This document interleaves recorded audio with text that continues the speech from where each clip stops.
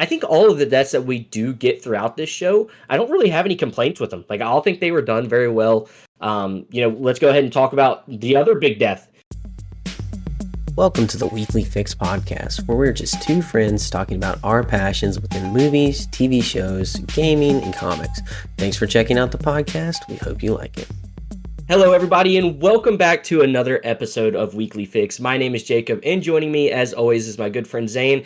And today is a very exciting episode because we are giving our full review on Andor Season 2. It's very exciting because me and Zane have been waiting for this episode in particular because we haven't talked too much about Andor here on the podcast. So I'm super excited to talk about it, get his thoughts, as we haven't talked about it much at all, just in preparation to hear everybody's first, thoughts and everything here live on the podcast. So I'm super excited about that. But before we get into anything, Zane, how are you doing? Man, I'm doing great. Had a good weekend. Had a good start to it as well. We I guess it's ending now. But little extra long weekend. Got to go to the beach today. Spend some extra time with the family, which was really nice. Got some ice cream last night with you guys and the family. So that was also nice. Got to celebrate a few birthdays, help some people out on Saturday. So that was, just a super solid weekend. Had it scheduled up, but it didn't feel too busy, which is good because a lot of times when you schedule things consistently on weekends, it can feel overwhelming. But this one was pretty relaxing, honestly, with a great day today. What about yourself? Yeah, like you said, we did have a nice long weekend and for Memorial Day. So obviously we want to give our, talk about that a little bit and just, thank for all the soldiers and stuff that give their lives for us to be able to do things like this, right? Without those opportunities and the freedom that we do have, we wouldn't be able to sit down and record this podcast and do all the fun stuff that we did do this weekend. But that being said, obviously having a nice 3-day weekend is always very much welcome. I think they should make it just mandatory to have 3-day weekends because it is so nice. It feels so much more refreshed for the upcoming week. Feel like also having a short week really going into the work week is also nice. So it kind of extends a little bit further than just the weekend. So that's been super nice. But yeah, we talked about getting some ice cream last night, which was fun. But I finally did catch up on Andor Season 2. I had not watched the last 3 episodes until today. So I am fresh off the press with this. I'm super excited to talk about it. And I know you've been excited for me to watch it because every time we've seen each other, you've asked me like, hey, have you watched it yet? You want to see my excitement for it. So I'm really pumped for this episode. I think this is what Star Wars should always be. This type of show is just so refreshing to have for a Star Wars universe. With as big of a Star Wars fan as I am, it was so fun to watch. I'm already sad that it's over. The fact that the series is concluded, we know we're not getting a season 3 of Andor because we have Rogue One, which is really cool that everything kind of led into Rogue One the way that they did. I think they executed all those things very flawlessly. But before we get into the review, get back on track a little bit. Yeah, I had a great weekend. I'm glad you did as well. Yeah, super solid. Yeah, I was really. You said we hadn't talked about it on the podcast at all. We did a little health check last week on it, or 2 weeks ago now. Man, not having a podcast in a week, it really throws me off. But yeah, we haven't got to talk about it at all, online or offline. Minus that tiny little interaction we had. So I'm very excited. I know Peyton kept checking up on us like after the episodes drops and he's like, hey guys, did you watch it? And generally neither one of us were able to watch it on Tuesdays. So we were always letting him down because we hadn't got to talk about it. So I'm so excited to actually get to speak on it and give my thoughts. And man, like you said, pretty sad that it's over but the good thing for me is I'm gonna get to rewatch it because I'm gonna make Chelsea sit down and watch it. I feel like it's mandatory at this point that she has to watch it. So I will be able to get back and watch it all, which is exciting. Yeah, I think that's Andor is definitely mandatory watching at this point, even if you're not a Star Wars fan. I think if you just took, the 2 seasons of Andor and Rogue One and just took the Star Wars title off of them, how fantastic of stories are they? Now, obviously, you need some more context for certain parts of it for it really to all make sense. But overall, they do such a good job of just giving us a complete story and something that, after you've watched those 2 seasons of Andor and then you watch Rogue One, you kind of get an idea of what Star Wars really is all about. Because if you think about it, everything kind of is centered around the Death Star, right? This is one of the biggest points of Star Wars. And the fact that we've gotten a story now that kind of shows us the rebel version of that, how they came to form as a rebel alliance, how they became to get these plans of what the Death Star is, kind of seeing how the Empire was plotting against, the rebels in ways that they might not have even realized they were doing, kind of thinking they were, you know, impenetrable, I guess is the word. There was no plot holes in what they thought was going on. They thought they had everything under control. And just to see these little, normal people, that's one of the things I most appreciated about Andor is that there's no Jedi, right? It is normal people, just doing what they think is right in the galaxy and trying to fight for like the greater good for everybody. And I think that is something that's really special when you do talk about Star Wars because we do love the Jedi. We love the bounty hunters, we love the Mandalorian and all this stuff. But these guys aren't that. They really aren't trained soldiers in a sense at first. They were just people that thought things that were being done were wrong and they wanted to do something about it. And I think that's what makes Andor so special and not just a Star Wars stance, but just a show stance overall, is it has a really great message behind it. Oh yeah, for sure. And like you said, these aren't trained. This isn't a trained organization. It isn't people who really know what they're doing, and that's shown clearly throughout this Mm-hmm. entirety. And I love that it is exploited by the Empire. Kind of the theme of this entire second season, getting into it a little bit, is that the Empire is exploiting the I guess the unorganized manner in which the rebellion is kind of operating to get the Empire's desires done, which I think Mm-hmm. is a really interesting way of looking at it, and kind of the politics with making politics interesting without boring, and really how manipulative it is. We set up the entire season and what the Empire is going to be doing in episode 1 with that council about Gorman, and it's really so clever what they did. And I was struggling a little bit with the time skips, like before we actually watch the season, like how they were going to handle it. Are they going to handle it well? But looking at this as a completed work, I think they handled that time jumping spectacularly. It made sense. I love the development. I love the push through. It didn't feel like I was really missing things. And I think they did a really good job telling a very fluid story that led perfectly into Rogue One. Yeah, that was our biggest concern, I think, for both of us was when you're doing these time jumps, every 3 episodes a year is going to pass. Are we going to feel like we're missing stuff as the show goes on? And obviously, there's part of me that's like, well, what happened? There's got to be something that went on during this year. But I think they did a really good job of showing that no, a lot of the rebellion was built on waiting and waiting for the right opportunities and getting as much intel as they can before they did make their attacks and make their plans and all that stuff. So I think with that being said, the time jumps were handled almost as good as I think you can do it. Almost part of me though, with as much as I love Andor, I'm like, man, maybe they could have just given us a whole other season. Maybe let this season 2 be 2 years, let season 3 be another 2 years, and then we get Rogue One because I feel like there was just so much good content there, and I don't want to see that it's gone already. So I think they handled it spectacularly. That's my only thing. I was like, I just wish we had more of it. Like, give us 2 years for a season, another 2 years, and I think it would have been perfect. But overall, I think they handled the time jump spectacularly. Before we get into any more of spoiler stuff, I want to talk about just overall our opinions of the show. We'll talk about the acting, what we thought of the visual representation of how well they did certain aspects of it, and then obviously we like to talk about how the show looks. I think that's another important part. And then overall, the overarching story. So let's start off with the acting, because I feel like this is where sometimes Star Wars can get a little bit, negative reviews on, is sometimes the acting isn't great, which I feel like for Andor is one of the strongest like aspects of the show. Is we have some phenomenal actors. It all feels like they were born to play the roles that they're in. What did you think of the acting for this second season? I thought the acting was very good. I was never taken out of a moment because of acting. I thought that Diego Luna sends a phenomenal job Mm-hmm. into this season. He is perfect as Cassian. He nails it. He embodies that character so well. And then I think maybe the person who steals the show the most for me is Stellan Skarsgård, Mm-hmm. really playing Luthen. His demeanor, the way he can play several different characters because of whoever Luthen needs to be. He's always kind of flip flopping back and forth. I think he did a phenomenal job, and I mean, really everyone did. It's not like it's just him or just those two lead actors that really did a great job. I don't think anyone didn't do a great job. I think of the rebel leader. I'm trying to think of his name right now.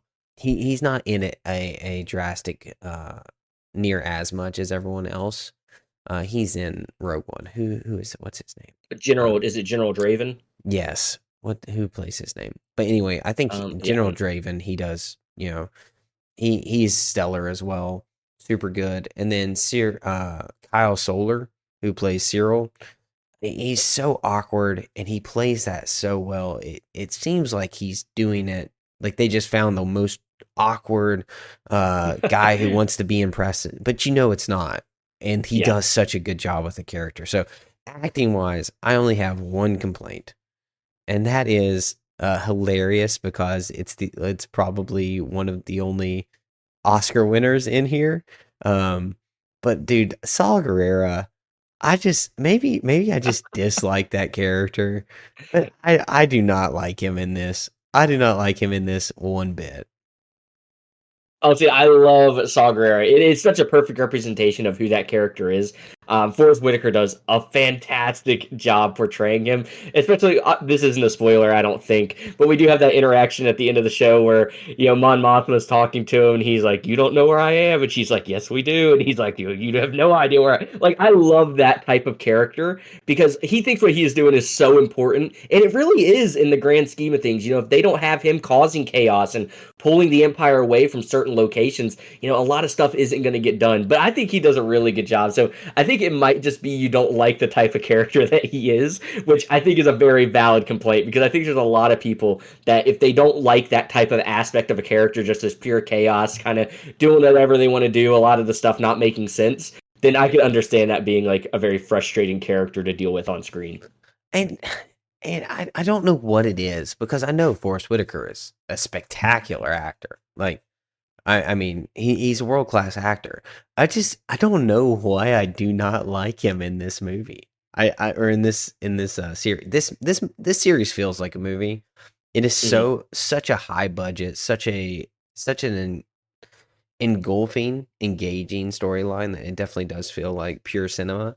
But yeah, I don't know. That's my only complaint is Forrest Whitaker. I feel like maybe sending it in a little bit. I know you said it's just because I don't like the character, which is very possible. It is very possible.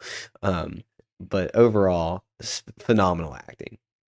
Yeah, I think all the things you said, I reiterate. Stellan Skarsgård is incredible. I think his character it might be my favorite aspect of this show because when he is on the screen, he steals it. Like all eyes are on him. The way he moves, the way he acts, the way he speaks, it's just so good. And then you said with Diego Luna, just feels like he was born to play Cassian Andor. Kind of quirky in a sense, like the way he talks, the way he goes about things. But a character like that, you almost expect to be like that, right? They're someone you don't really always expect to get the job done, but they do in some form or fashion.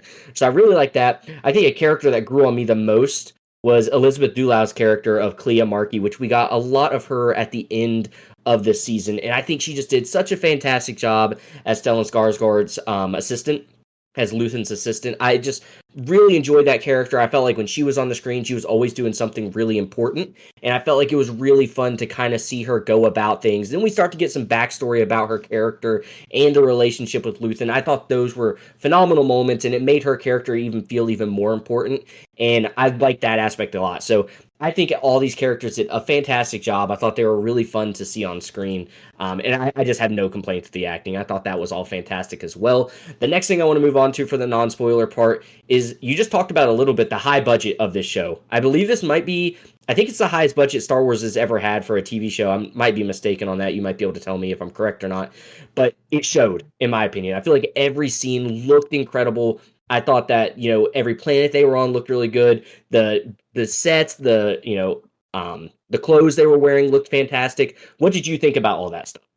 Oh, I mean, whew, I can't even describe how good and how impressive this was. There was never a scene that I felt like was even green screen. Even when they're on Hmm. Coruscant, when they have ships, the explosions feel real. They look real. The planets that they're on, they don't. You can definitely tell that they're not on the I want to say the Void, but it's not the Void. Um, but it's their little television screen that they've started doing a lot of shots on. They're not doing that. I think of the wedding in particular when we were first introduced to Mon Mothma in season 2, and she takes this long walk down a hallway. It's a one cut scene where she's having a conversation, and we just get to see the incredible scope that they are doing for this. And I just, man, so good. And it just looks like I'm so happy. I'm so impressed. Even the stormtroopers. I don't know Yeah. what is up with it, but they look better. It's like it's not like they like changed the design. It's not like they did anything. They just look real. And then you think of K2 and all of the robots that they do. They all like the mocap on them is so good and so genuine. It looks like a movie. It looks like they just put everything they had into it. And I mean, it should. It cost them $300 million. Like Yeah. that's wild. But boy, it's so good when it pays off. You think of things like Thor, Love and Thunder, and you're like, man, where did the budget go? And you Mhm. don't have to wonder about this one because you know it's right there in front of you. It looks phenomenal. It is phenomenal. It's spectacular. Yeah, I think the biggest part about when you have this big of a budget and you have a show like this, you want to feel immersed. And I think with how well it looked, you always felt immersed. You talked about not ever feeling like you were being taken out of a scene.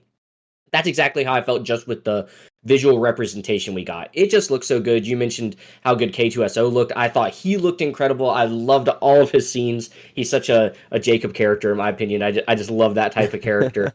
But yeah, it just looked so good. And you talked about the wedding scenes. I thought those looked incredible. Every time we were on Coruscant, you touched on that as well. It felt like we were in Coruscant. I didn't feel like something looked funny. It didn't look like a screen or anything like that. And then just going to like the sets that you could tell there were actual sets. Think about when we were on Yavin, which we do spend a good bit of time in this season, and when we see like the huts that they're living in, they felt like Yavin huts. Right. And we also talk about all the other planets we went to. It felt like we were on a different planet every time. It didn't feel like they just took something from, oh, we're going to use this scene in Coruscant and then we're going to kind of use some of the same stuff on this other planet. No, it felt like everything was original to the planet. And that's super important with Star Wars when you have as many different representations of, species and people and everything like that. You want it to feel like everybody has their own culture. And I felt like just the way things were visually represented to us and the sets that we got, I think they executed on that really, really well. So I have zero complaints with how it looked. It felt like the budget was used the way we wanted it to be used. And that's really all you can ask for with a show that has a budget that big. You don't ever want to wonder where it went. So I think that was spectacular. And let's And talk about the story and a little bit. well, Oh, go before we ahead. move on, just real quick, I think this is the best Star Wars has ever looked. I don't Hmm. like I don't think there's one piece of Star Wars that looks better than this show. Not one movie, not anything. I think this does Star Wars better than any Star Wars before it. The only Which comparison would be Rogue One. which is something that as we've gotten farther on in like technology and stuff, that should be like the standard, right? Like every time something new comes out, I feel like it should always look better. And so that's why I feel like this is such like a breath of fresh air. Like it actually did look better. We're in 2025. They have so many resources available to them now. Not just money. I'm not just talking about the money they had available either. Like just technology has advanced so much. So I feel like they used everything appropriately. So that's nice. And I agree with you. I felt like this movie, or this, I said movie because it looks like a movie. This show it was incredible. Like just visually, I was so happy with every single scene that we got. So yeah, that was fantastic. And let's talk about the story a little bit because I think this is the strongest Star Wars storytelling we've ever gotten. I don't think there's many holes in it. I think back to it and I'm like, man, I don't really like how they did that. That really doesn't make sense. I don't have many of those thoughts in my head at all when I'm thinking about what the story did for Andor season 2 and how it does pick up from season 1 and how it leads into Rogue One. What did you think about the story that we got told?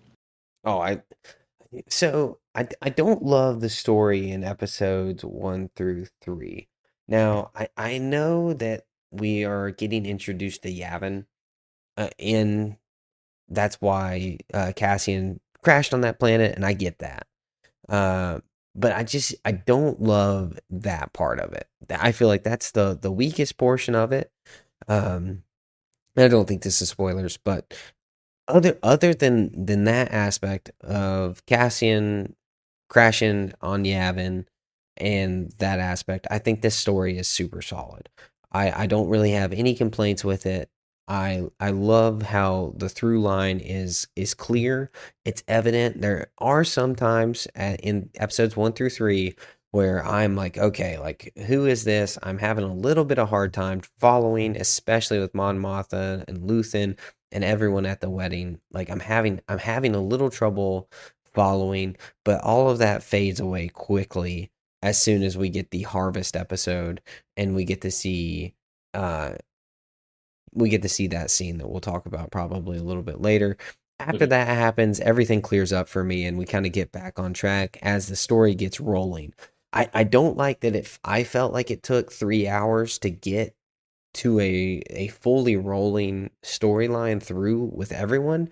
Now, I'm not saying it like it was bad or anything because I did enjoy those first 3 episodes. I just had to be actively engaged a little harder in trying to figure out the story, and maybe that's just because my knowledge of the characters isn't great. But I really did have a great time with the story with that slight critique. Other than that, I just watch the show. It is so good. It is definitely worth watching.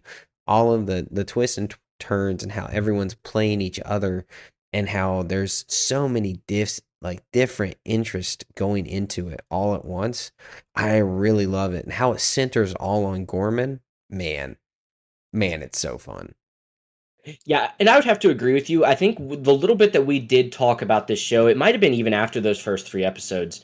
You asked me like, "Hey, do you feel like it's like slower? Like, do you feel like this season is not as like fast? It may be almost not even as good as season one." And I think I made the point like Andor season one kind of started that way too, and I think that was my biggest knock on the first season was it does take a little bit to get going, but once it does, it is just full throttle the entire rest of the season. So I have that exact same kind of. I don't necessarily want to call it a complaint because I agree with you. Like I did not like the episodes, but they did feel like, as far as this being an Andor show, it really felt like those first 3 episodes Cassian was sidelined, which is a little bit frustrating. But I get what they were trying to do, just like you mentioned. So that would be my only complaint with the story is I wish we would have got going just a little bit quicker for Cassian's character. The other aspects of that first 3 episodes were really good. Like I think we got a lot of detail on Mon Mothma and the situation that she had truly put herself in. We kind of see that character start to crackle and break a little bit. We see Luthen have some moments of stress and needing to know what's going on a little bit more. All those things were really, really good. But I do agree with you thinking like the first 3 episodes do get going a little slow, and that's like my only complaint. Other than that, I think it does a great job picking up where season one ended. I think it does a phenomenal job leading us into Rogue One. And as if Rogue One needed any backstory, because I've always been a big advocate for Rogue One being one of my favorite Star Wars movies. The fact that we have like 2 seasons of backstory leading up to it makes Rogue One such an even stronger movie, which I think is also saying something because when you have a known quantity, like we had Rogue One, we knew what it was. It's way easier, I feel like, in my opinion, to mess up what happened before Rogue One than it is to make Rogue One better. Like, there's obviously way more things you could do that don't make Rogue One make sense, and you can go this way and that way. I think everything that Andor did just makes Rogue One an even better movie. Yeah, and I agree. Now I haven't rewatched Rogue One since watching Andor season 2, which the only thing I have that like I'm thinking like I might not love the change is that Cat Andor's not the lead character in Rogue One, Yeah. right? Like when we Yep. look at Rogue One, we know that I wanted to say Daisy, Jyn Erso Jyn Erso. is Yep. the lead. Felicity Jones, I believe, right? Yeah, Felicity Yeah. Jones plays her. And I'm watching that, I'm gonna be like, "Gosh, get out of the way, let Cassian do it." So I do know that that will probably be a difference, but it's not like you said. It would have been so easy to really kind of hurt the legacy of Rogue One for what it did, and it took something that really wasn't a plot hole. It really wasn't something that needed to be explored in Star Wars, but it did it in such a good and awesome way that it just amplified the story so much. It really took a peek into the rebellion that we hadn't got to see in some of the sacrifices. And then they do Andor, and we get to see that on a entirely uh like a much deeper level where we get to see really how much sacrifice was done for the rebellion. It feels real. You know, when you watch episode 4 in Star Wars, the rebellion just kind of seems like, yeah, we have a rebellion set up and they're kind of fighting. But this really gives a lot of like grit, how it would have actually happened. Like if this was something that was going to take place, this is the level, the scale, and the kind of determination that would have to be done in order to have a rebellion like this. And I think that's really awesome. Yeah, especially because you just mentioned episode 4. It just feels like the rebellion's kind of like established, which it is pretty much at that point. But like, it almost feels like they're like on even playing field with the Empire in a sense, if that kind of makes sense. Like it feels like they have equipment, they have ways to combat them. Obviously, the Empire is still like the big bad, but having this backstory now, it kind of makes you feel like okay, the rebels did a lot of stuff before episode 4, before Rogue One, to even get to be able to compete, right? To even have an opportunity to do things the way that they did. And so I like that aspect of it a lot. So, that's kind of like the main points we like to talk about with our non-spoiler review. I'm really excited to get into the spoiler stuff, but before we do that, we usually do like to give a little bit of our ranking for this because we like to rate stuff for the people that haven't watched it and they want to know if it's something that is worth watching for them. So Zane, why don't you go ahead and give us your rating for Andor season 2? Andor season 2 is a 10 out of 10 for me. I Wow.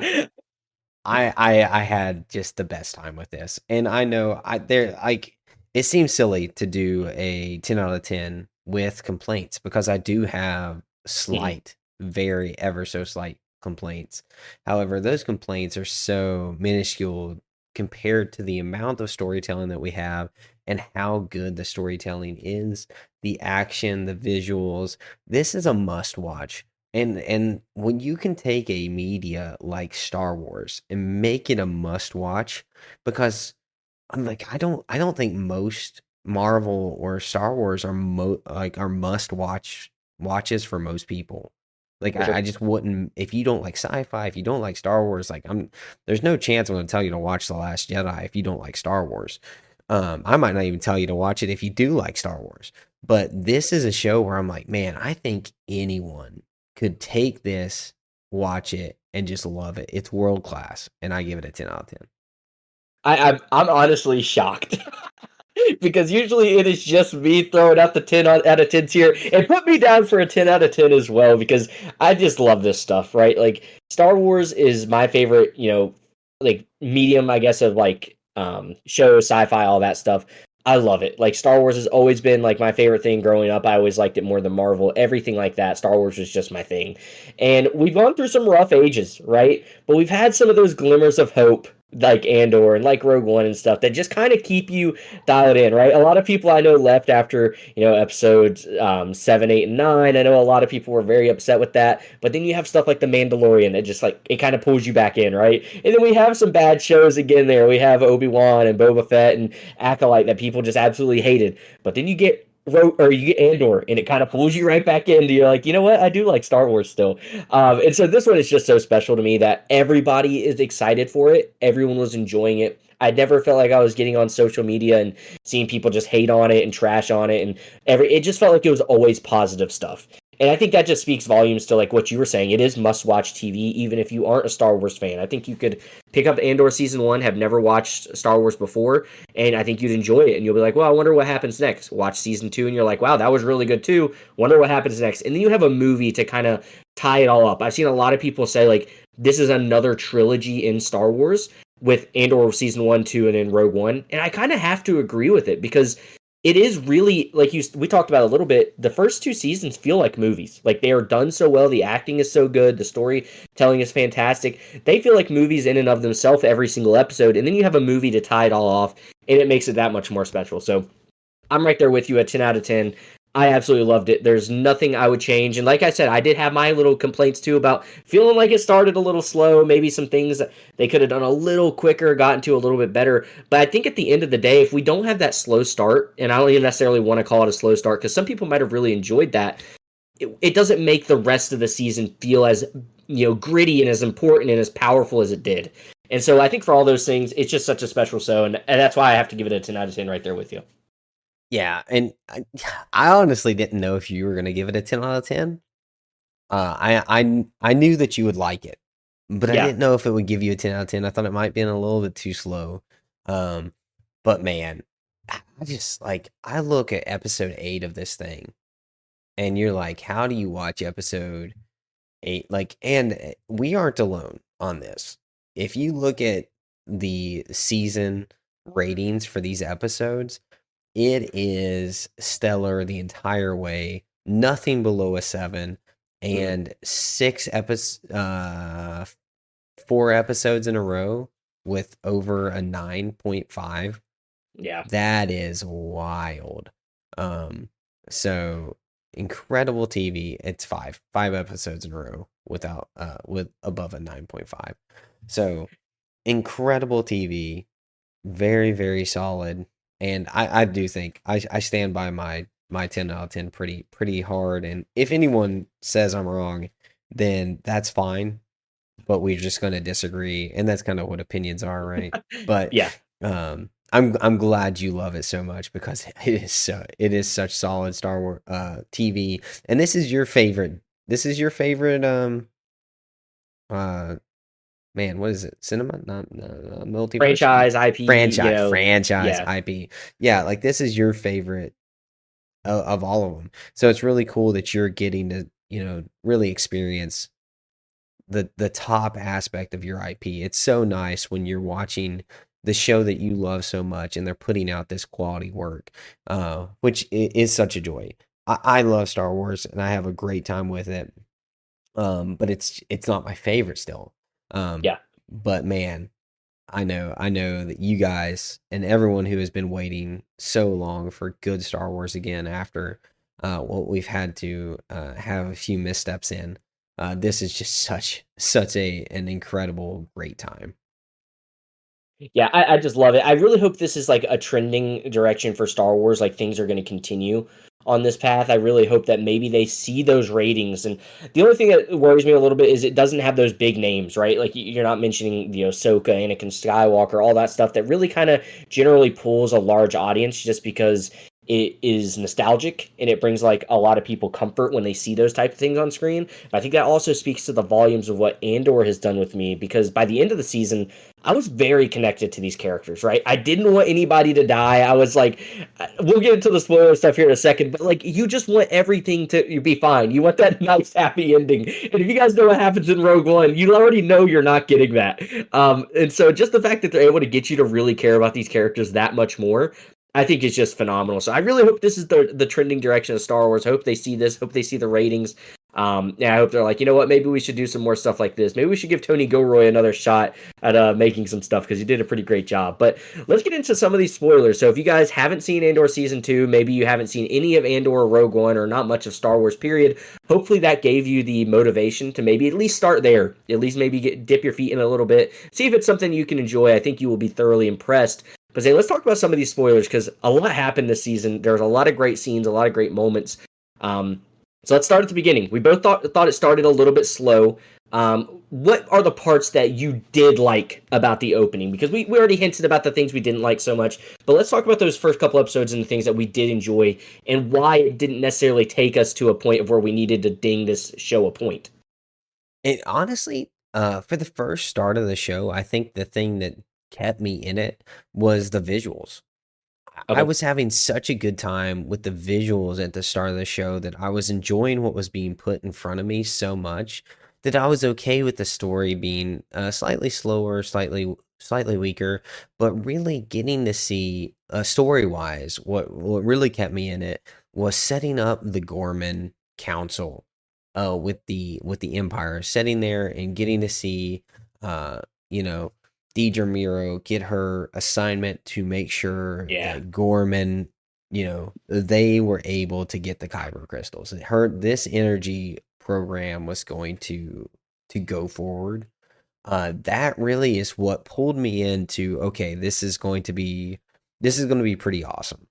So the other stuff, I was excited, I was intrigued. The stuff with Cassian kind of like threw me like, okay, like I guess we're not really doing an overarching big storyline with Cassian. That's kind of weird. Um, but then when we get to see that storyline with the Gorman stuff, I'm like, okay, like there's definitely a through line. We're going somewhere in this. It's going to be great. Yeah, I think talking about that counts a little bit. How good was it to see Ben Mendelsohn back as director Orson Krennic? I think he does such a good job in that role, and just seeing him on screen and the presence he demands, not only being like one of the highest ranking officers in the Imperial Empire, but just the type of respect he demands in those small little meetings. What did you think about his character being back? Oh, I think his character was really, really solid. And I love skipping way ahead, but toward episode was it episode 11 where he was like she escaped with a sickness, like kind of like making Oh sure yeah, that yeah, like yeah. they knew how to capture her. I was like, Yep. dude, like that's a really a great way to show an evil person who's been there before, like, hey, we don't tell the truth. That's not going to get them to turn. That's not going to get them to tell people like that she's in here. We have too many people who are sympathetic to the cause. We can't tell them that they're rebels. And so I really love the aspect of that. It really showed quite a bit of wisdom, and that's great story writing. Like that is wonderful storytelling. So I really love that aspect of him, probably more than any of the others that we saw. Yeah, I think that was a really good scene as well because I was like, what are they gonna say? Like, because you just hinted at it, like, yeah, people are gonna just not really care.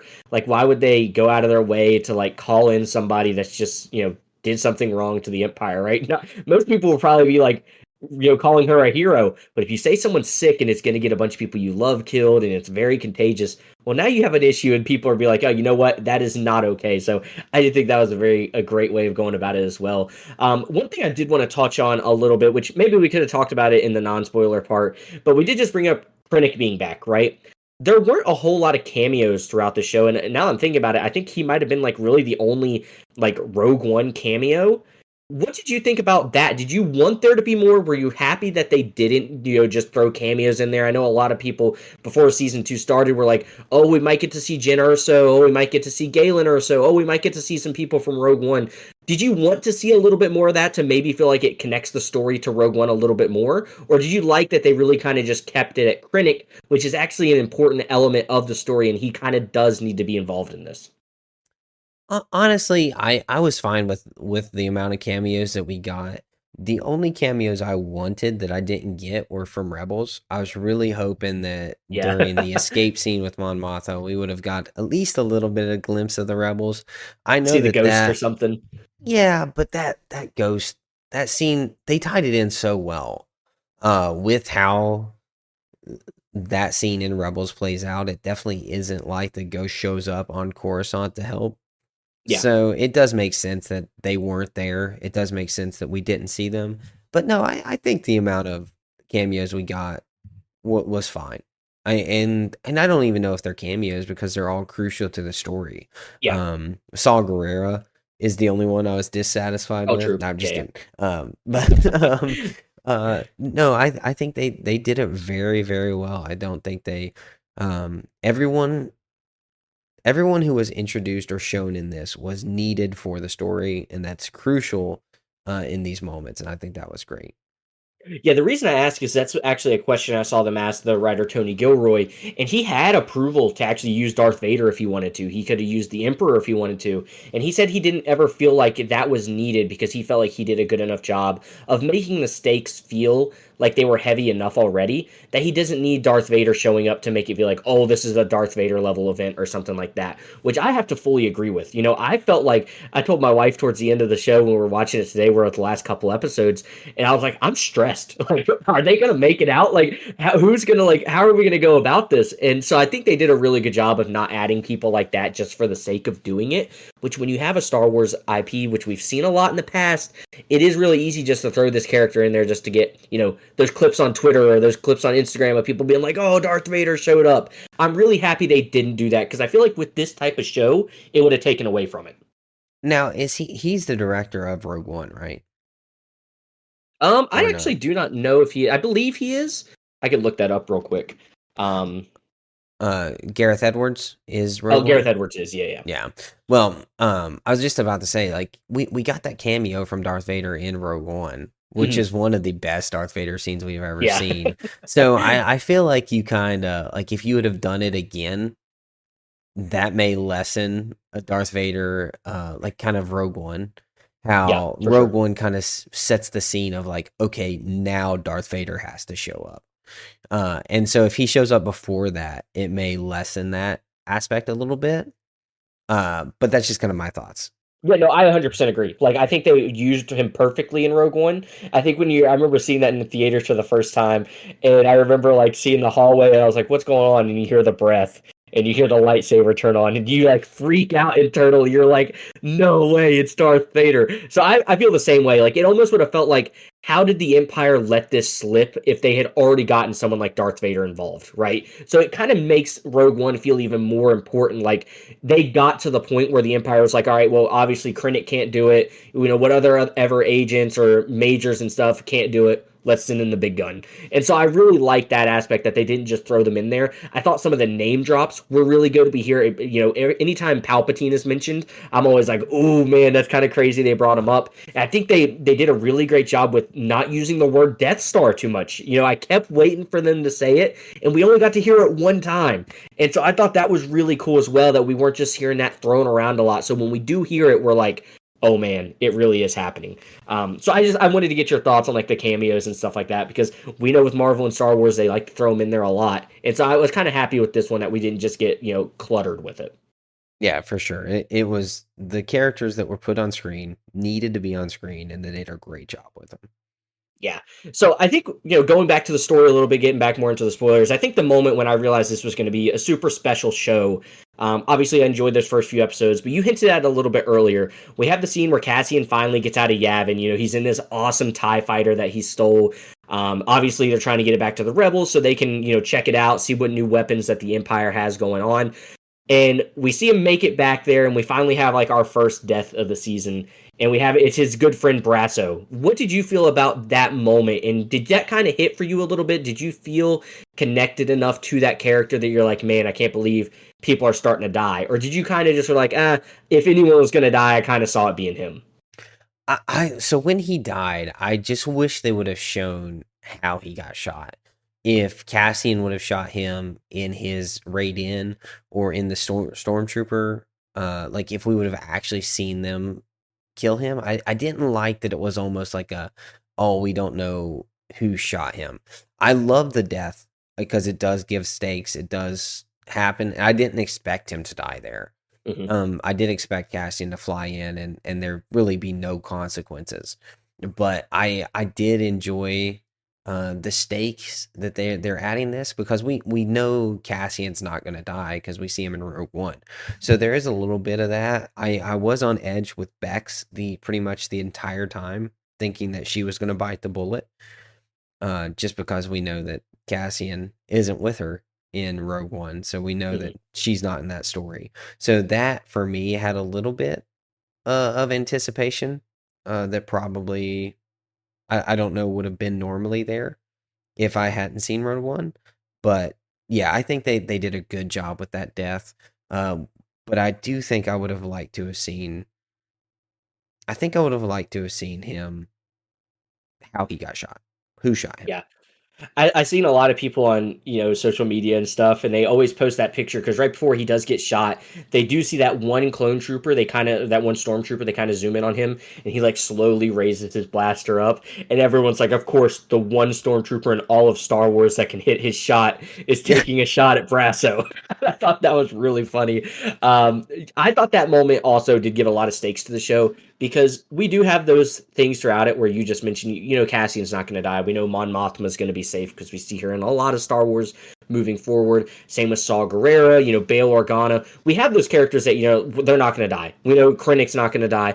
I think they did a really good job, though, with all of the extra characters. Dedra Mira wondering if she is actually going to make it out. Is she going to get reassigned on another project? And that's why we don't see her in Rogue One. You know, you mentioned Bix. You know, we have Clea, we have Luthen, we have Wilmond. We have all these characters that you start to get really attached to that we don't know anything else about after this season, right? Because we don't see them in Rogue One and we don't see them in any other Star Wars. And so when you do see a character like that go down, you're like, well, are they going to have to kill everybody off that we didn't see in Rogue One? And so you're kind of for the rest of the show on edge about, oh man, anytime a scene gets intense and one of those guys is involved, you're like, is this the end? Like, are they going to bite the bullet here? Like, how are they going to play it off? And so I really appreciated that we did get that death early on in the season. You know, you guys know me, I'm all for characters dying. Like, I always say, I hate when characters come back. That's one of my biggest pet peeves. I feel like if a character dies, they should stay dead unless there's a really good reason for it or it's a really epic entrance. I'm okay with those sometimes too. Or, like, you know, that stuff. Like, just don't let characters just come back for no reason, you know, all that stuff. I feel like they handled it for a really, really great job for that. So I was happy with that death. Like you said, it gave stakes to those extra characters, which I definitely felt like was needed for the rest of the show moving forward. Now, how did you feel about the death during the raid on Gorman with the small band of misfits? Yeah, so that was another moment, and I feel like that kind of speaks more to what we were talking about earlier with not having the organization. You know, these were rebels that were even newer to the cause, right? They weren't really even part of a cause, and you can kind of consider them that because we do hear Luthen at the very end of the show. He gives that really cool speech when he's talking to Dedra about, you know, the rebellion isn't here anymore. It's flown away. It's everywhere. And I feel like that's kind of part of this, that like this shows that the rebellion is everywhere and that people are a part of the cause whether they realize it or not. And so that death I kind of really also enjoyed because that did show the dysfunction and the disorganization that the rebellion, those growing pains, right? That one made sense to me. Like that's something that would happen in one of these early on rebel, you know, missions that they would have a friendly fire, they would team kill each other. And I think that was a really great aspect of the show to continue to show those growing pains and to show what the Rebel Alliance did go through to get to the point that we ultimately end at with Star Wars. I actually think that death was better, a significantly better death than Brendo. Just Yeah, like the I emotional weight with that, having the mhm. relationship and getting to set with that. And then when she's talking to him after and like, no, you're gonna set with this for the rest of your miserable, pathetic, useless life. I was like, dag gum, that's crazy. But it's impactful. It's so strong. It's so needed. It's very, very well done. And I thought that death was incredible. Yeah, and it's also because like they literally told, "Hey, no blasters." Like me and her, are the only ones that are going to have blasters. And again, it goes back to those growing pains. There's going to be part of people that are part of this that think, "Oh, you know what? I need one. I'm definitely capable of using it." And so, Yeah, yeah, and I not thought that was understanding the risks. yes, yeah. So I really like that death as well. Like I think all of the deaths that we do get throughout this show, I don't really have any complaints with them. Like I all think they were done very well. You know, let's go ahead and talk about the other big death, Cyril, right? A character that we both I think have really enjoyed in Andor overall. You know, having that moment of, you know, he has Cassian finally in his sights, right? Something he has wanted since episode 1 of season 1. You know, this has been his vendetta. This has been his nail in his back for the entire reality of the show. And to hear Cassian look at him and say, "Who are you?" That had to have hit like a ton of bricks. Like I've dedicated my whole life to getting revenge on this person and he doesn't even know who I am. And then seconds later, for him to get taken out by someone that he just was rude to, and that someone else that he kind of probably didn't even think about, like Cassian hadn't thought about him. I thought that was a really, really powerful death, and it's definitely one that took me by surprise. Yeah, I definitely didn't expect him to die there.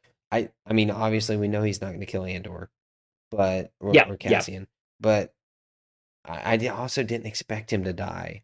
And it's sad because like you feel it he's like the person that you hate so much in the first season of Andor, but in this one he grows on you and Hmm. you almost feel sorry for him as a character. You're like, dude, the dude just wants to do the best he can. His mom is an absolute jerk. He's married to this lying, terrible person.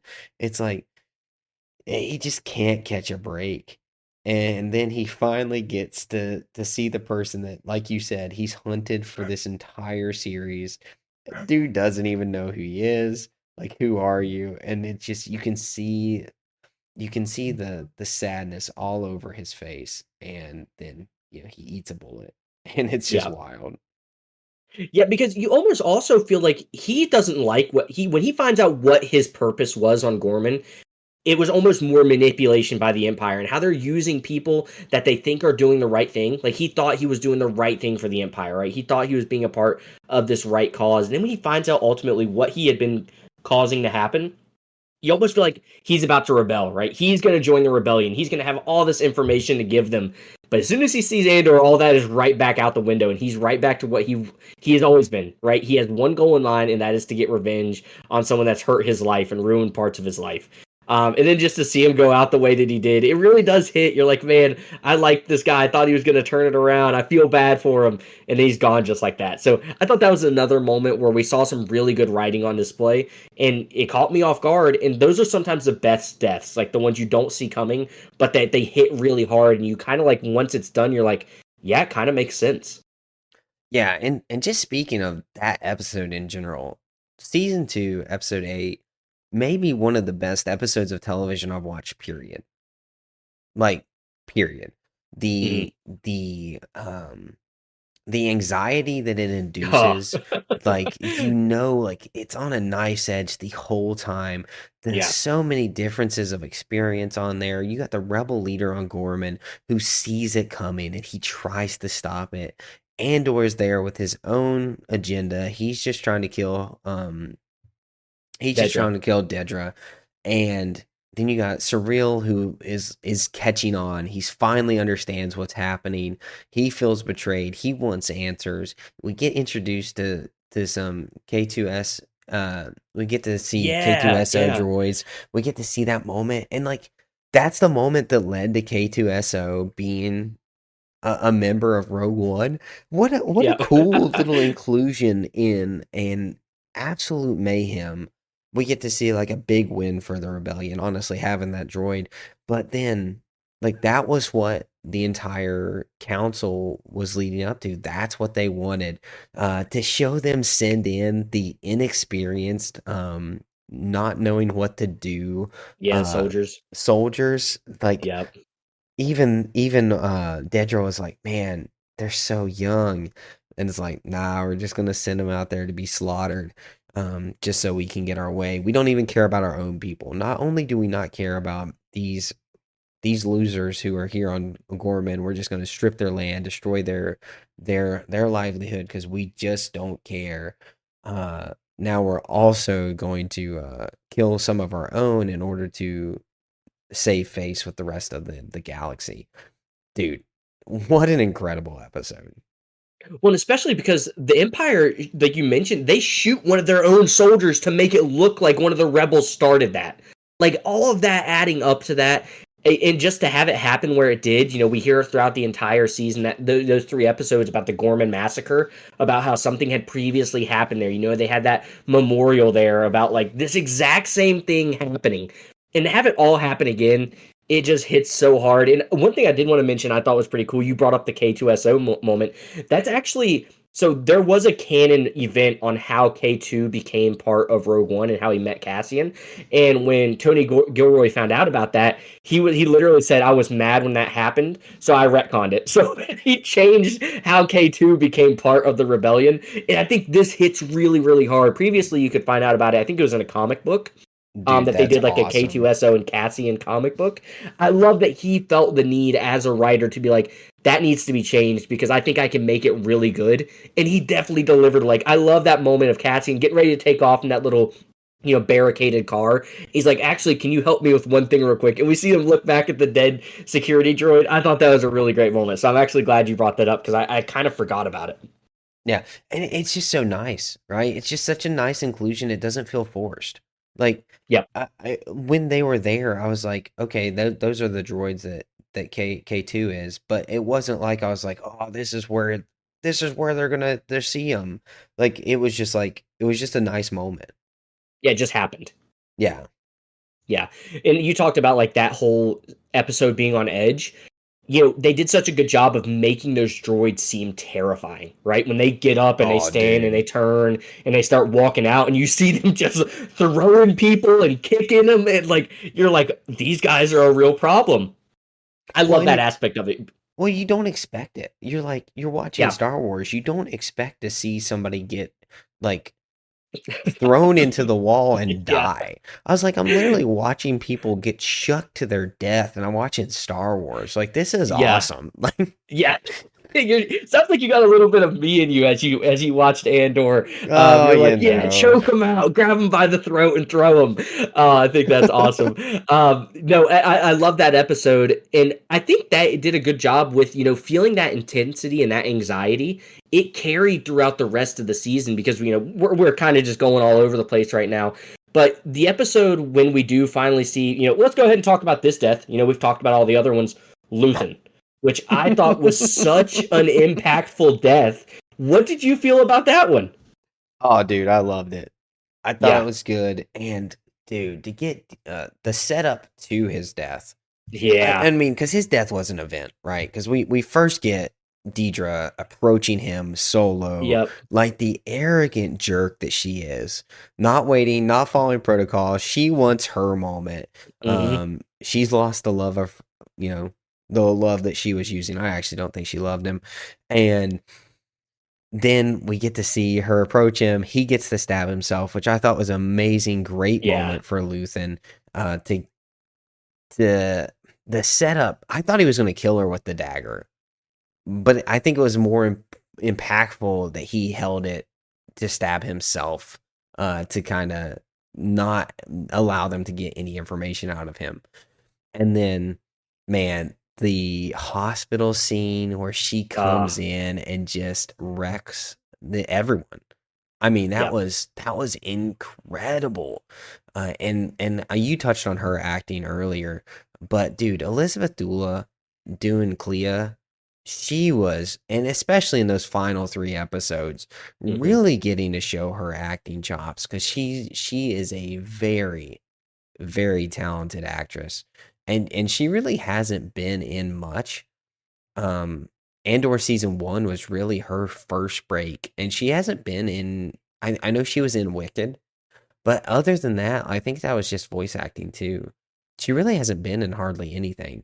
So this young woman has a probably a phenomenal career ahead of her if she Yeah. can keep this up. But yeah, that Luthen's death was great and very impactful, very Yes. very well earned. So I watched that episode as soon as the series was over. I was like, I kind of want to watch that back again, but I didn't want to go back to the show. Sometimes when I watch like a scene like that and I want to rewatch it, I love going on like YouTube or something, and I like reading the comments and I like seeing like what did other people think about that moment because that impacted me. I really liked it. I thought it was well executed. One of the things I didn't even really think about when the scene was happening is we do have that moment of Jedra being her cocky self. She's gonna go in here, she's gonna tell him the place is surrounded, he's lost, and she has that moment though before we even get to that where she's like, "So is everything in here real?" And he says, "There's a couple of things, that I forget the exact word he used. A lot of people were thinking that was him saying that's them. They were the Yeah, two people in there that weren't real, that weren't, legitimate, right with what they were doing." And I thought that was a really impactful thing to even think about. That even when she thought she was getting her way, he kind of was like playing her, and then we see him go over and pick up the knife. Really cool little like way of introducing that because that knife that he mentioned is actually the same species of Kit Fisto. You do see like the Kit Fisto looking species on the handle of the knife, which I thought was a really cool okay. little connection just to Star Wars universe in general. And then he almost used that moment of her asking if everything in here is real as a way to get a weapon into his hands without her thinking it was something he was about to do with it. And all those things playing together, I think, made that scene really, really strong. We see her realize that he's destroying all the evidence in the background. She starts freaking out. He's got his back turned to her, and next thing you know, that hand drops. We see the blood in the blade. The blade hits the ground, and he just falls over. I was like, oh my gosh. Like, he went out on his own terms, which I also thought was a really cool thing for the type of character that he was. He definitely would not have let the Empire get the best of him. He would have Oh, done for things the sure. way he Yeah. wanted to go. And so I think they did a really great job of that. And then we see him kind of not die yet, which that was a part I was like, I hope they don't mess this up, right? We just had a really impactful scene. It feels like Dedra lost. Please don't let her get a win just because she called in medics so fast. And then we get the Clea stuff. And that's where I was talking about, her being one of my favorite aspects of the show was we see her get to we get that backstory of what Luthen was. We saw he was in the Empire. He was a sergeant. We see that he is terrified of the things that he's done. You know, they're killing all these people on the planet that she is from. He's asking it to stop in his head because he doesn't want to hear it anymore. And he finds her, and we finally see that, like, why are they so close? Why is she his right hand? And I think they did such a good job of executing that and kind of showing us all those things. We see her, you know, shed those little tears as she unplugs him from like the ventilator that he's on. I thought all that was absolutely fantastic, and I really don't think they could have done that any better. Now, so you just said like we get to see the connection between Luthen and her. There are rumors that she's Cassian's sister. Yeah, What do you think of that? Do you think I she don't think is? so. I do not think so because I feel like that's something that they would have explored, which is also kind of one of those things I like that didn't get resolved in this show. Like, if she is, I don't really have a problem with it. If she's not, I definitely don't have a problem with it because I love that the whole point of Andor, like, kind of starting off was he was looking for a sister. And then he got pulled into this rebellion. It almost felt like that just became a backstory, like, you know, not even on his mind anymore. We don't know what he still thinks about. But I have heard a lot of people say that rumor. I don't necessarily think that she is, but I think they could kind of have implied it a little bit if they wanted to. And I think that'd be something interesting to see if that ever does get touched on. You know, maybe they asked Tony Gilroy if that was his intention, is to kind of make us feel like she was, or if maybe that was just part of her backstory that they wanted us to explore. I personally think they kind of did want us to feel like that. And the reason I feel like that is because what was going on at like when she snuck onto his ship, like the age and kind of like what she was wearing, the appearance kind of Hmm. seemed to mimic what we see Andor as Cassian during the first For time sure. we meet him. So for me, I was like, oh man, I definitely could see that work. That they intentionally were trying to show that. Now they clearly may not have been. That may be me projecting, but I wouldn't be surprised if that was intentional and they were like, yeah, we were definitely trying to show that. Well, and I think you could explore that theory even further with when we have the scene when Cassian does show up to save her, and she has that moment where she's like, "I'm not leaving here, right? I'm going to stay and do what Luthen was doing here." And he kind of grabs her by the shoulders and he's like, "Listen, we have to go." Like that kind of like connection between them kind of does kind of imply it a little bit too. So I can kind of see it as well. I would really be interested to see if that is something that ever does get explained, or if it's maybe something that's just fun to kind of theorize about. Because I don't feel like everything in these types of shows does need to be explained. So I like that open endedness that we got there. Oh, for sure. I do like the some of the best writing is ambiguous that like allows you to think about it. Now, not Hmm. like leaving holes, but necessarily like wow, like what were they trying to say here? Like they intentionally left it ambiguous so that you could think like put like it wasn't just like spoon fed to you and you had to think for it. And I really do kind of like that. And so this is kind of like one of those moments I think where it was like it's clearly evident that it could be, but it's not necessarily shown because that's not the Hmm. point of the show. Like you said, Andor that life is behind him. He's no longer doing that. His life now is the rebellion. And I kind of love that even if he did find his sister at the end of the day, that's no longer what's important to him, and that's really cool. 100%. Like I always think about one of my favorite movies of all time is Inception. And we kind of have that ending in Inception too as well. You know, we see him spin the little top on the table. You know, we know if the top falls over that he's like not in a dream. You know, he's in reality. And the screen cuts to black before we get to see the top fall over. But you do see it starting to wiggle. You kind of hear a little cue off screen like it did fall.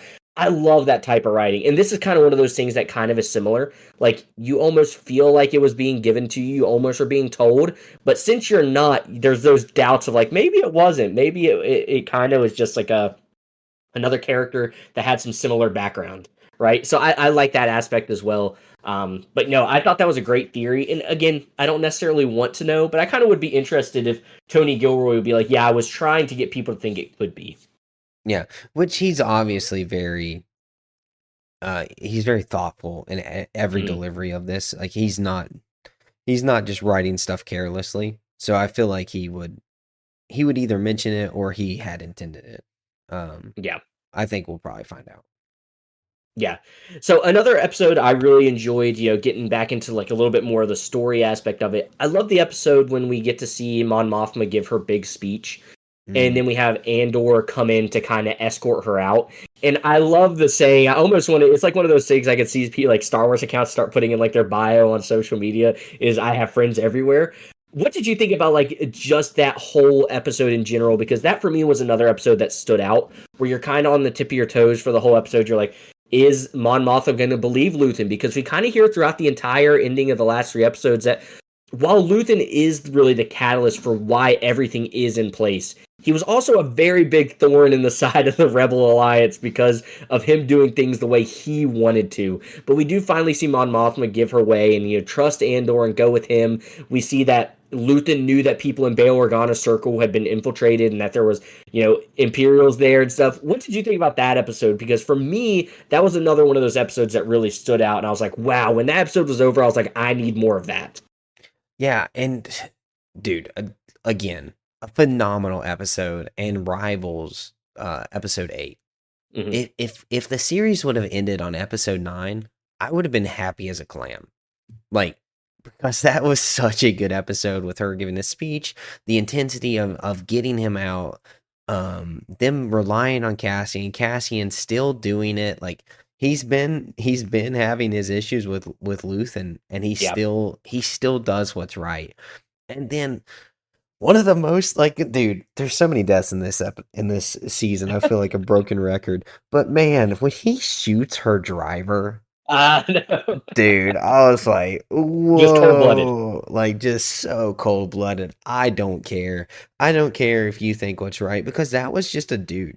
Like he wasn't part of the like he was obviously set there to keep track of her, but Mm-hmm. he's not evil. He's just a driver. He's even like kind of questioning like the you can see that he is not like fully sold out because he doesn't obey orders.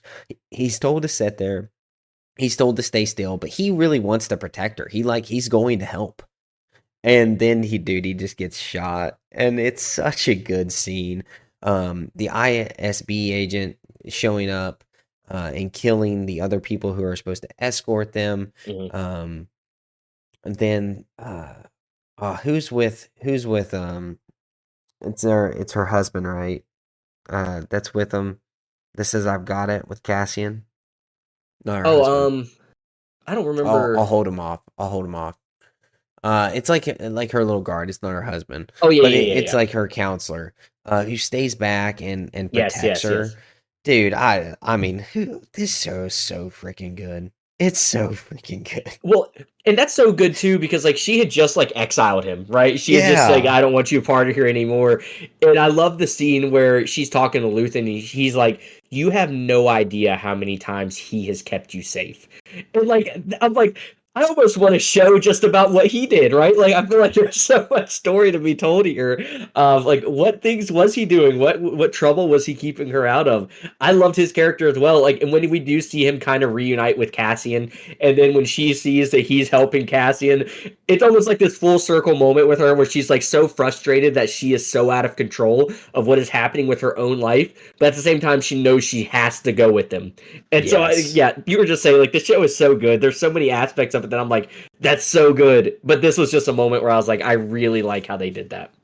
Yeah, and I'm just so happy with that it wasn't like they didn't build up and save it for one moment because that's a lot of the times what shows can do in this moment is they can like almost pull a punch because they're like, oh, we got something bigger coming, but they didn't do that. They threw haymaker after haymaker Yep. with these episodes, and like you said, when you're going back and you're looking at it, you're like, man, I just want more. Like I just want more Andor. And I'm so glad that we got the ending that we did with so many spectacular episodes and really amazing stories and conclusions. And just, I didn't really see this season being as good as the first one, but I think I can unequivocally say it is just as good. Oh, 100%. And there's an argument to be say it's better, right? Because of just those moments that we did get. You touched on, you're watching Star Wars and we're seeing these robots shake the life out of people and throwing them and breaking their necks and all that stuff. We have another really big moment that I don't necessarily know that we've ever seen in Star Wars, very end of the episode, very end of the season, we see Major Partagaz, who has been part of this energy program as well. He's like Dedramira's first person that she reports to. We see that he's about to have to deal with the Empire. You know, the Emperor is about to have a word with him, or Director Krennic is about to have a word with him. And we see the other person that he's friends with come to be like, hey, I was told to come get you. He says, you mind if I have a moment to collect my thoughts? We see him pull the blaster out. It does happen off screen, so there's where you keep your Star Wars, you know, family friendly in quotation marks part about it. But we see him essentially take his own life in that moment. I thought that was another moment where I'm like, I can't believe we are getting this in Star Wars. How heavy hitting is it that these people that played such a big part in getting the Death Star to where it was, right? Like, he did a lot of things for them. But at the end of the day, he knew he was not going to be taken care of lightly. They were just going to get rid of him because he had one mess up. And we kind of see the same thing with Dedramira, right? She has one mess up, even though she's the one that finds Axis. She does all this stuff. And she ends up in a prison on Narkina, which is where we saw Cassian in another one of the best episodes in Andor history with No Way Out. Like, those two moments for me, I was like, holy cow, like, this feels like adult Star Wars, which I think is, as us adults, we always want more of. But I feel like that just speaks more volumes to what we really did get here. Oh yeah, no, for sure. This is 100% an adult show. Somebody was like asking if they should watch. I was actually on a plane on the way to OKC when I was watching this, and the woman beside me, her name was Ginger. She was like, "Oh man, my boy loves Star Wars. What is this?" And I was like, "Oh, this is Andor." And she was like, "Oh, would it be good for him to watch?" And I was like, "How old is he?" And she was like, Yeah. "He's 9." And I was like, "No, don't No. let a 9-year-old watch this." Yeah. Which is, it's cool that they are able to take this medium. Like, we do love family friendly Star Wars. We love family friendly shows. But at the end Mm. of the day, this is just really, there's some stories you can't tell the children that are still impactful and very good and emotional. And this is one of those where it's like, yeah, like this is a good story to be told. Yeah.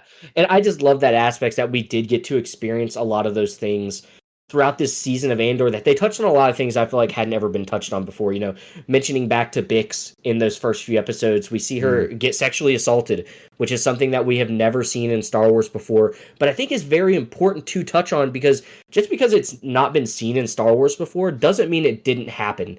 And something like the Empire, with, you know, the power that they felt, and the, you know, I guess just the nature of their system, that stuff was definitely happening behind closed doors. And so I was really happy that this show took the opportunity to kind of give us even more reasons to hate the Empire, as if we didn't have enough already. But they kind of made it more relatable and more like, you know, yeah, that's stuff that happens in real life, which I think is another reason why this show was so impactful.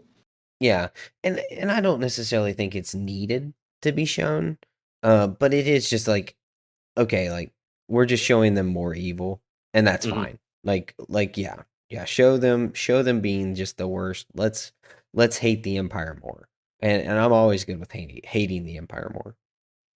Yeah, you're one of those people. You're not like me, where sometimes I like when they walk that gray line. You like the black and white. So I think this aspect for you, you're like, yep, the Empire's bad. There's no reason to like them. Yep, And we in hate them even this more. circumstance, I did enjoy that as well.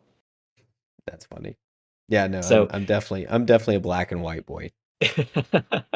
so you know, we've talked about a lot of things here. You know, we've gone through some of our favorite moments of the episodes and of the series in general. What is there anything else that you wanted to talk on that I haven't brought up yet, that you're like, man, I really wanted to talk about this scene or this episode in particular? Oh man, I don't necessarily think so. I did love the aspect of the insider sitting on the bench with Luthen. Ah, yeah, He tells him about Yavin, and that's honestly like my least favorite point about Luthen is just how, like, he doesn't take any risk, he doesn't care. Like, this guy gave everything to serve the Empire or serve the rebellion in a very crucial moment. He tells him the most important information they've ever had before, and then he murders him on a park bench.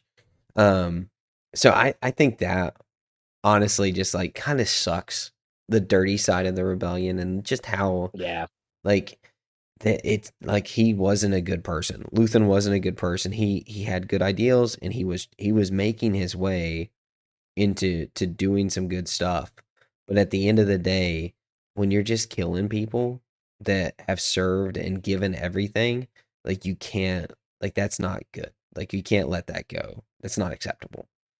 And so So that this really sucked for me. Yeah, and this is kind of where that black and white thing comes into play again, where Luthen definitely walks that gray area, and I think that's why I liked him so much. Right after that happened, I was like, "Oh, I can't believe he just told him that. Like, he just found out about the Death Star. Like, this is a big deal." But like, that is something Luthen wouldn't tell just anybody about Yavin, especially somebody that is tapped in with the Empire, no matter how long they've been helping him for.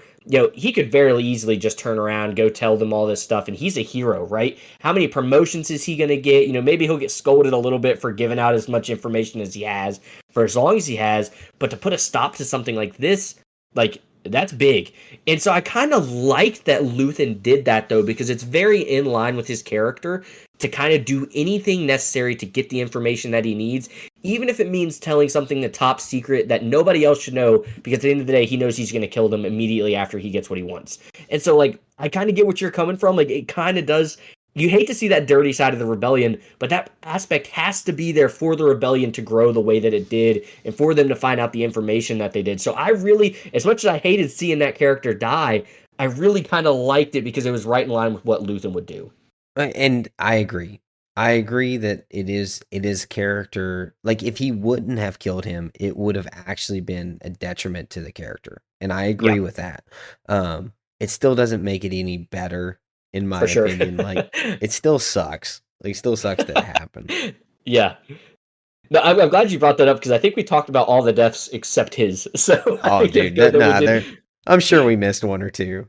We probably, yeah, because it felt like there's a span there where it's like every episode you're like, oh man, oh no, like, and so I think that was very fun and a great aspect of the show to kind of. It was like every week I saw someone posting on social media. They had like this memorial page for Andor, and it started with Brasso, and then the next week they added the next death. And by the end of it all, there's like a whole page worth of deaths on this screen. I was like, that's pretty funny that they had Which is everyone written down.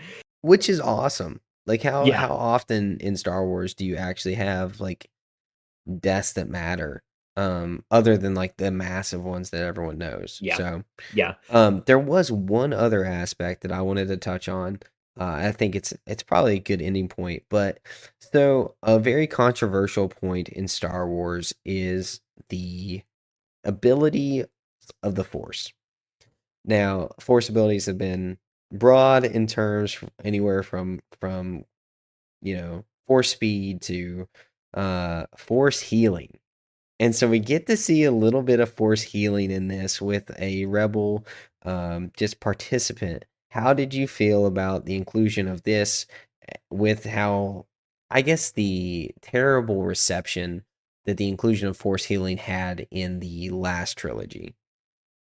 Yeah, no, I thought that was a very interesting thing for them to include it all. But by the time it was over, I really liked it, right? Because this is one of those things that Cassian hated. When we see Bix take him there, he's like mad at the fact that he was brought to this spot where he doesn't think the Force is real. He doesn't believe any of this stuff is actually true. Like, she can't just heal me by touching me, la di da di da. But we get to the very end of the season, we kind of see him walk by her again when he's about to go on the very last mission, which we know is where Rogue One starts. It kind of gives it a little head nod, like, hey, I believe what we're doing is right. I believe everything you've said. I understand a lot more now. And then we do kind of see that moment when Bix shows back up and she's like, oh, you look a little better. Like, it must have worked. I thought that was done very well. And it wasn't so, like, out there and so forced upon us that it made it feel kind of overdone or, like, not needed. I think it was done in a very good way with, especially with what we see with Bix ultimately leaving Cassian, right? Like, she knows that he is going to lead the rebellion because he has to keep her protected. And she knows how important he is to the rebellion because even this lady with the Force says, he's like a messenger, right? Like, that's his calling, is to be a messenger. And ultimately, that's what he is. He's the one that gets the message out that the Death Star is a thing, gets the plans out, gets the designs out for it. All that stuff went together so well for me that this is one of those moments that I really enjoyed that aspect of Star Wars coming into play. Oh yeah. No, I thought it was very well done. And if you're going to already have it in Star Wars, you might as well use it. And when good writers use it well, it's even better. And I think Mm-hmm. this is the point where somebody who is a very talented writer took an aspect that somebody else had incorporated into Star Wars and made it better. And so you know, it is what it is at this point. Force healing kind of does hurt the canon as far as, especially like you think of Qui-Gon. Anakin. Well, you think of Anakin, right? His Yeah, entire purpose of turning to the dark side was that he couldn't heal his wife. And then, we have random everybody people can do it out on now. the street just force Yeah, healing people.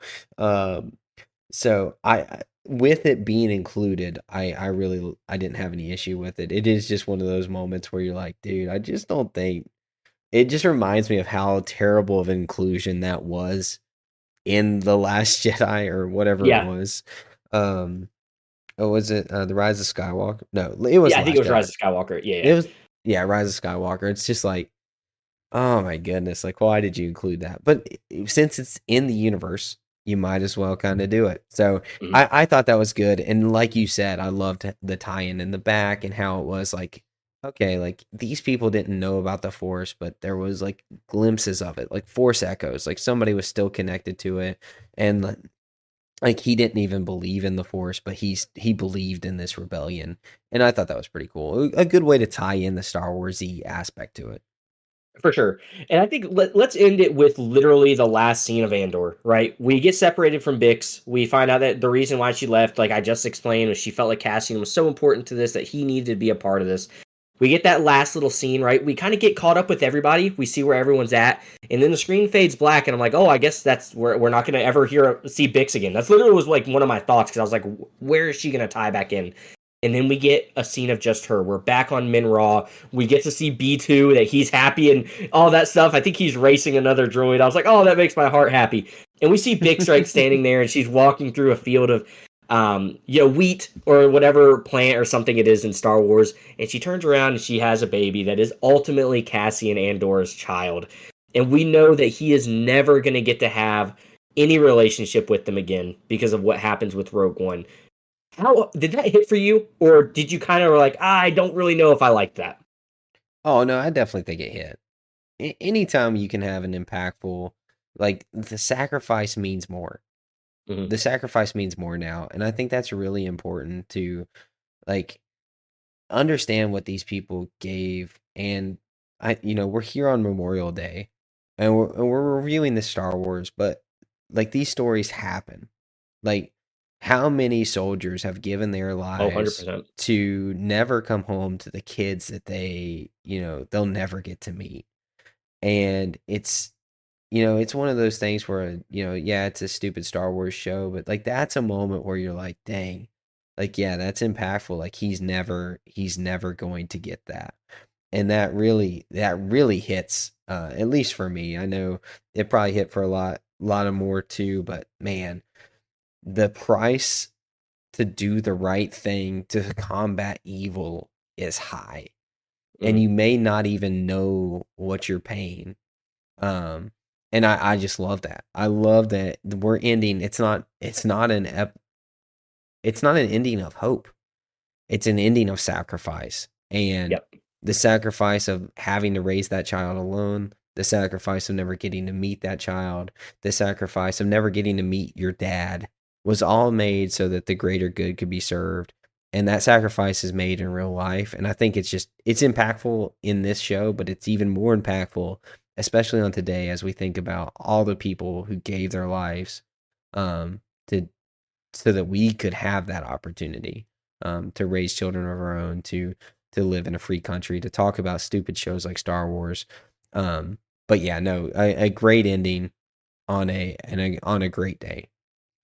Yeah, I echo all those exact same things. I think they did a really good job with even talking about that with Luthen. We see when Cassian goes into like the little council after he gets back from rescuing Clea, and they're like, "Oh, it's been a year since you even talked to Luthen the last time. A lot can change in a year. Maybe he's not who he once was." And he's like, "You don't know. He literally gave his life for us to have what we have now." And I think that was just such a really cool moment as well, that Cassian is saying that about somebody else, that he's about to do literally the same thing. And I love that connection there as well. I think this show did a great job of connecting it all. And like you just mentioned, with it being Memorial Day and all those things being things that do happen in real life, I think it just shows how important it is to not take for granted any of the things that we do have and have been blessed with. And I think this show just did a really good job of exploring that. As if we should think about those things more often. But sometimes you do need reminded, even with it when it is with stupid Star Wars shows like you just mentioned, that we do really have it very good. We're very blessed to have what we have and to have the people that have risked their lives and given their lives so that we can have what we do. It's just something that is good to be consciously thankful for, and just to keep it on your mind. Like, not everything, nothing is free. Like, everything has been earned, not given. So I think that this show did a really good job of kind of showing that connection and helping it apply it to your real life scenarios. Yeah, for sure. So, guys, that is our review of Andor. Zane, is there anything else you wanted to touch on before we ended this one out? I think I'm gonna call it on that. I think we're like an hour and 20 minutes into this Andor review. This is our long, and we didn't touch on anything else. This is pure Yep. Andor. There is 13 hours of content essentially, give or take. I guess it's 12 hours of content, give or take. So it's a lot. But yeah, no, an amazing show. I've enjoyed this you know, so much. I just love talking about this stuff, especially good content. This is our second review in a row that's a 10 out of 10, right? It might not ever Um, happen again. yeah, maybe not. I just watched, I also just finished up Chernobyl, which is also a 10 out of 10 in my opinion. So that was also really Man, what has good. gotten into you? Dude, I don't know, man. I'm going crazy. It's Skarsgård, uh, dude. It's Stellan Skarsgård. It yeah, was he's so great. cool because he is responsible for three of my very limited 10 out of 10s. With Dune Part 2, he was like one of the main leads Yep. in Chernobyl. Now in Andor, you know. Maybe he's your favorite actor. You might need to, put a list together. And if he's not in that top five, I think there's a real discussion to be had with your list. Oh, he got a star. He got a star because of this. I was like, dude, I just Yeah. love him on screen. He's so good. Uh, but, yeah, dude, fantastic, great.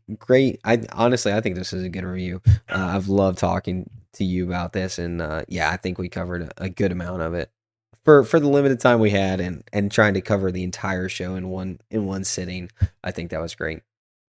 Well, I saw the stat too, and they did a thing like the entire Skywalker saga was like 20 hours and like 48 minutes or something like that, and the entire Andor saga is 20 hours and like 15 minutes. So it's a big chunk of Star Wars when Oh you think yeah. about it. With 2 seasons show is a pretty long movie.